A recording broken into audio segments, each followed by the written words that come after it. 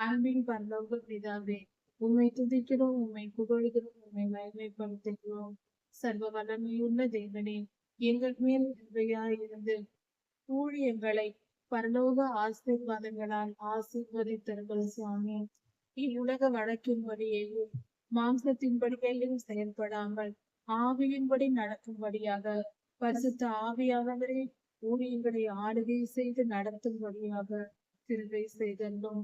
பரலோக சேனைகள் ஊழியர்களோடு வந்து பணிபுரியத்தக்கதாக நீர் கிருபை செய்தரணும். அப்படி செய்வேன் கடைசி நாட்களில் நடக்கும் என்று சொல்லியிருக்கிறேனே, அதையெல்லாம் நினைத்தரணும்.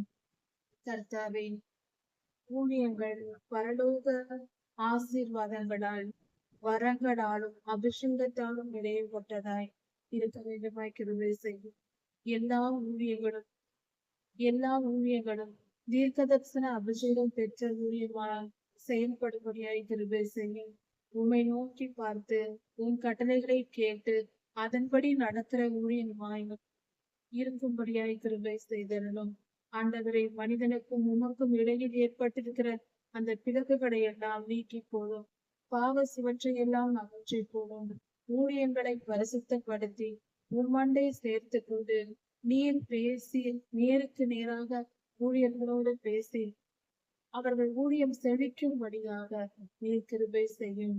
எல்லா ஊழியர்களும் செழிப்படையும்படியாக பொழுதுபோக்கு காரியங்களை விட ஊழியங்கள் செழிப்பாய் இருக்கும்படியாக நீர் கிருபை செய்யும். கர்த்தாவே, ஊழியங்களை கேட்கிறவர்களும் ஆண்டவரே உடைய வார்த்தைக்கு செவி கொடுக்கிறவர்களும் மனம் திரும்பி உடைய ராஜ்யத்தை வந்து அடையத்தக்கதாக நீர் பாதுகாத்துக் கொள்ளும். ஊழியங்களை உங்களுடைய ஆசீர்வாதத்தினாலும் அபிஷேகத்தினாலும் வரங்களினாலும் நீர் நிரப்பி சுவாமி வழி நடத்தும் காத்துக்கொள்ளும். நன்றி அப்பா.